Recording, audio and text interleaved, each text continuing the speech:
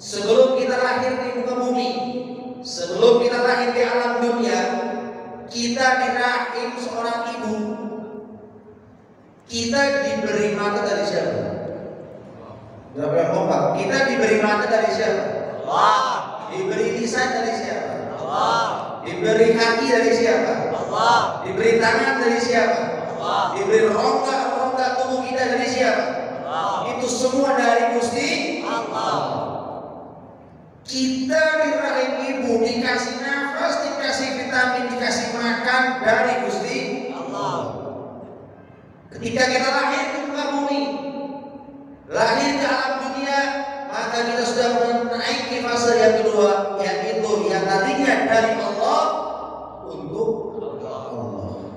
Wa ma khalaqtul jinna wal insa illa liya'budun. Tidaklah aku ciptakan kata Allah manusia dan jin kecuali untuk ibadah. Artinya apa? Para pemuda-pemudi yang dirahmati Allah, kalian dikasih umur oleh Allah sekarang. Kalian dikasih umur di masa muda kalian ini, masa muda masa yang sangat luar biasa mahal sekali. Kalau Anda bakal tahu, kalau Anda pengen tahu bagaimana harganya masa muda, tanya kepada orang-orang yang sudah tua. Tanya sama Allah tuh. Kira-kira rumah roti bisa orang deta? Hah? Rumah roti bisa orang deta? Itu bisa, beras tante. Beras tante. Nah kita ini masa muda, masa yang mahal, masa yang sangat menentukan nanti di masa tua kita. Maka alangkah bersyukurnya saya ketika Anda di komunitas Briges ini diambil persarian yang ke-10 luar biasa, melakukan hal-hal yang positif, ini sangat luar biasa. Sallallahu alaihi Nabi Muhammad. Sallallahu alaihi. Kenapa? Karena ibadah itu banyak caranya. Ibadah itu banyak caranya. Bahkan komunitas-komunitas kalian pun bisa dijadikan alat untuk ibadah kepada Allah Subhanahu wa taala. Bagaimana caranya? Ya, ini ceritanya. Anda undang, Anda kumpulkan masyarakat, Anda kumpulkan para pemuda untuk sharing agama, untuk cari ilmunya Nabi besar Muhammad SAW, untuk sharing tentang kehidupan, bagaimana cara yang mengenal Allah, bagaimana cara yang mengenal Nabi besar Muhammad SAW. Ini adalah ibadah. Jadi ibadah itu bukan hanya sholat, ibadah bukan hanya zikir, ibadah bukan hanya sholawat. Anda pun diberi bisa dijadikan itu ibadah dengan apa? Dengan cara silaturahmi, dengan hal-hal yang positif.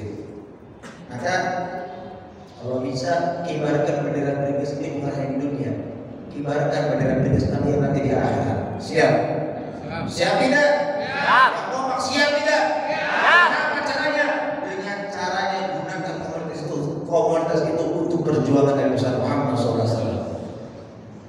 Silahkan nongkrong, motor-motoran, tapi isilah nongkrong tersebut dengan hal-hal yang positif. Bahkan ngaji itu sebenarnya bukan hanya di masjid doang. Ngaji itu bukan hanya di sholat doang. Di jalanan pun kita bisa ngaji. Di jalanan pun kita bisa ngobrol perkara iman, bukan ngobrol perkara cinta. Ngobrol perkara iman. Maka dari itu, ini tujuan kita hidup. Ini tujuan kita hidup. Makanya syababul yaum rijal ghad. Pemuda masa kini pemimpin masa depan. Kalau pemudanya masa kini dia kenal Nabi Muhammad, pemudanya masa kini kenal dengan Allah, pemudanya masa kini dekat dengan Allah dan ulama dan para habaib dan para kiai, nanti dia akan jadi pemimpin yang taat kepada Allah Subhanahu. Maka kalian ini tidak dari pemimpin kalian ini bakal jadi suatu pemimpin. Salah satu di antara kalian bakal ada yang jadi pemimpin. Entah itu pemimpin di kabupaten, bupati, entah itu pemimpin di mana provinsi, gubernur, entah itu dari pemimpin di negara itu presiden, atau paling sedikitnya pemimpin di rumah tangga. Nah, ini paling enak itu. Pemimpin di rumah tangga. Intinya semua kalian ini akan jadi pemimpin. Maka gunakan masa muda yang mahal ini untuk kita. Jangan kita gunakan masa muda untuk hal-hal yang negatif saja, untuk nongkrong yang tidak ada manfaatnya, mabuk-mabukan, zina dan lain-lainnya. Nyesel nanti di hari kiamat, nyesel nanti di masa tua. Maka minimalnya sholat 5 waktu dijaga. Dan itu saja. Itu betul. Itu kunci selamat berdahar. Sholat 5 waktu Anda dijaga. Jangan punya pikiran tenang bebek lah. Masih orang iya. Nongkrong lah. Betul tidak? Betul tidak? Futsal dulu dong, masa muda. Kepeng sholat kalau naik kalau kangen, kalau kurang kalau orang tenang baik, santai, masih panjang masa depan. Hati-hati. Israel itu datang tanpa kompromi. Israel itu datang tanpa kompromi. Dia akan datang kapanpun, dimanapun, kepada siapapun. Tidak mengenal yang muda, tidak mengenal yang tua.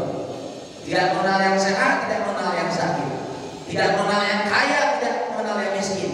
Aina mataku, yudrikukumul mautu, walau kuntum fi burujin musyayyada. Kata Allah, dimanapun aranjen ayat. Dimanapun aranjen ayat, yudrikukumul maut, kematian akan datang kepada kalian semua.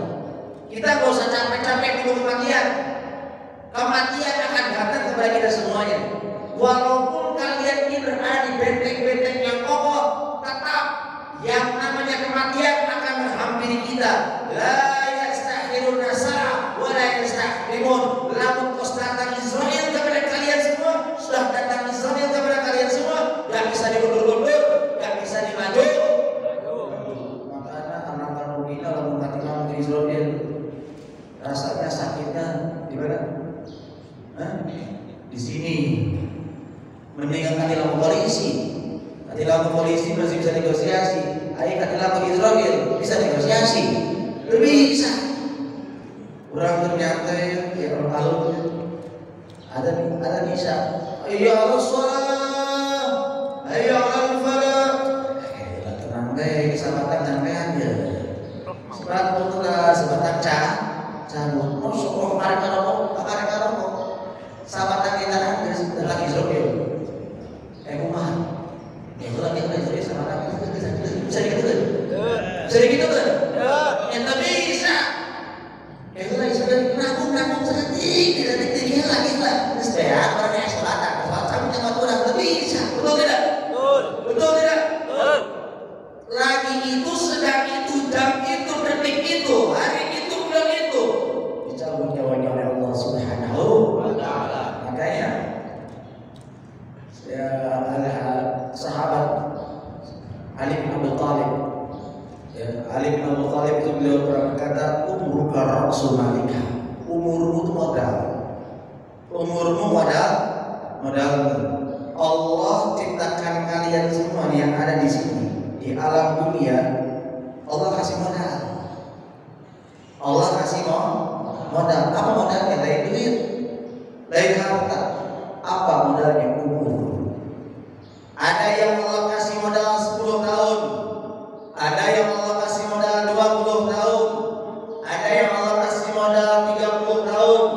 Ada yang Allah kasih modal 40 tahun, 50 tahun, 60 tahun. Itu semua modal dari Gusti Allah. Maka alangkah ruginya kita hidup di dunia sudah dikasih modal sama oleh Allah, sudah dikasih modal umur oleh Allah. Nih modal kamu, umur kamu paling sampai 30 tahun. Dia gunakan umurnya 30 tahun untuk foya-foya. Dia gunakan umurnya 30 tahun untuk bermaksiat. Dia gunakan umurnya 30 tahun untuk melakukan hal-hal yang dilarang oleh Allah Subhanahu. Dia hambur-hamburkan waktunya, dia hambur-hamburkan umurnya untuk perkara-perkara yang tidak ada manfaatnya.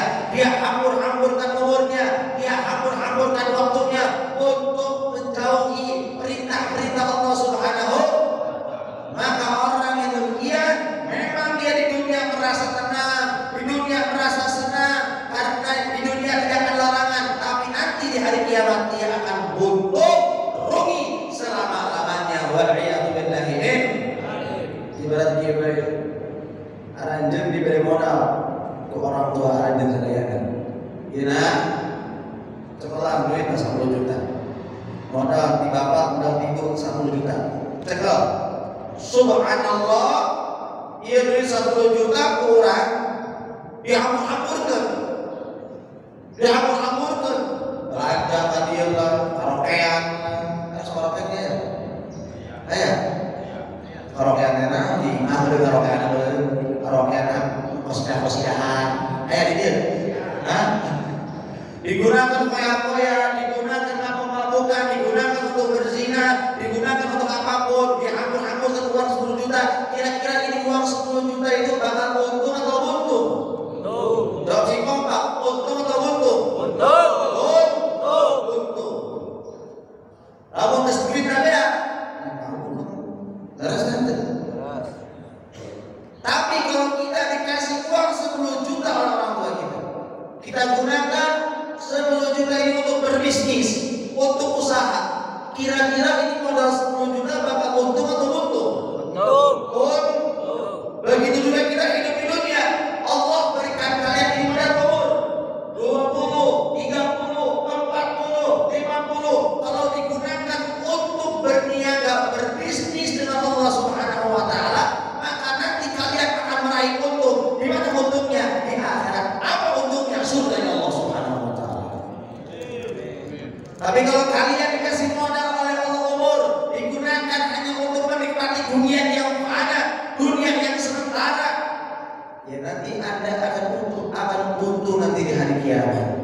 Makanya Syekh Abdullah bin Mubarak pernah suatu hari beliau mengajak muridnya untuk jalan-jalan ke kuburan, jalan-jalan ke batu berjalan darat. Nah, jalan-jalan ke mana? Ke laut, jalan-jalan ke gunung, gimana jalan-jalannya ke kubur. Nah, jadi ayat sok jalan kuburan ya. Sekali-kali keturi di kuburan gitu. Beri naot deh. Ini Syekh Abdullah bin Mubarak ngajak muridnya jalan-jalan kuburan. Bingung muridnya, wahai Syekh, kenapa Anda ajak saya ke kuburan? Udah kamu menurut saja. Maka Syekh Abdullah bin Mubarak katakan kepada muridnya, muridku, kamu tahu kan ini semua kuburan ini orang mati semua. Kamu kira-kira tahu nggak keadaan mereka sekarang ngapain? Maka muridnya bilang, ya Syekh Abdullah, saya belum mati, saya masih hidup. Ya saya nggak tahu apa yang terjadi di dalam kuburan. Maka Syekh Abdullah bin Mubarak mengatakan, orang yang berada di dalam kuburan ini ada 3 macam. Ayat jadi bebuakan, ayat mengulang baik, ayat tertawa bahagia. Maka muridnya mengatakan, wahai Syekh Abdullah bin Mubarak, itu yang cerik bebuakan emang kunaon?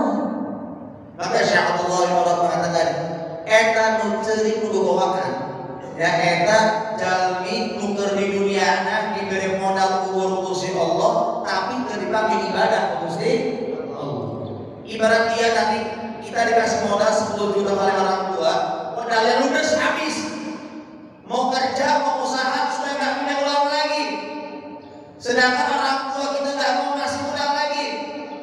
Maka itulah keadaan kita nanti di alam kubur. Kalau kita dikasih umur oleh Allah, tapi umur ini nggak dipakai ibadah sama sekali, nggak dipakai untuk kemaslahatan Allah sama sekali, malah kita gunakan hanya untuk bermaksiat, maka nanti keadaan kita di dalam kubur dalam keadaan menangis, menjerit kepada Allah, ingin ya Allah, mengatakan kepada Allah, ya Allah tolong kembalikan lagi saya ke alam dunia. Tapi kata Allah, sudah tidak bisa lagi.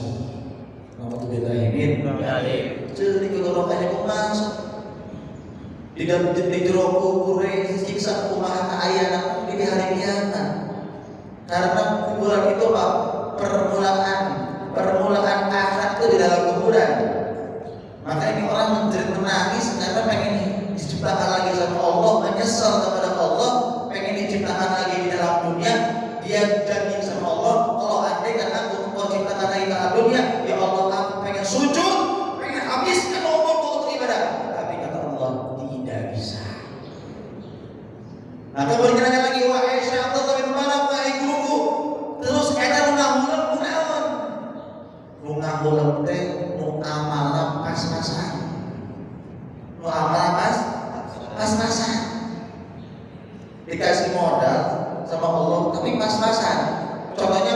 yaitu orang yang ibadah cuma pentingkan wajib-wajib nabi.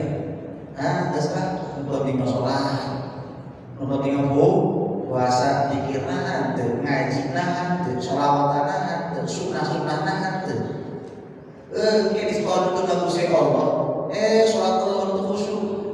Sholat mikiran jodoh. Sholat mikiran mantan. Sholat mikiran dia. Sholat mikiran cicilan motor. Sholat mikiran dia. Gara-gara sholatnya gak khusyuk, dikurangi nilai pahalanya oleh Gusti Allah Subhanahu wa Ta'ala. Ketika mau masuk surga, kata Allah, kamu harus setor ibadah 100%. Memang kamu rajin sholat yang berapa pas, tapi ibadah kamu ini kurang khusyuk, dikurangi oleh Allah berapa persen. Intinya yang berarti ini ibadahnya 100%, gara-gara kurang khusyuk dikurangi 40%, 60%. Hayang ibadah deh, hayang masuk surga, terus setor 40%. Tapi sudah bisa deh ibadah, tapi sudah nggak bisa lagi dia untuk melakukan amal ibadah. Nah, ini contoh orang yang memperhatikan ibadah yang wajib. Maka lamun kurang hidup di dunia dekat dengan Nabi, sok dekat dengan durian Nabi, sok dekat dengan para waris Nabi, maka alangkah pentingnya sholawat yang kita lantunkan tadi, alangkah pentingnya zikir yang kita lantunkan tadi, alangkah pentingnya ibadah-ibadah sunnah yang mana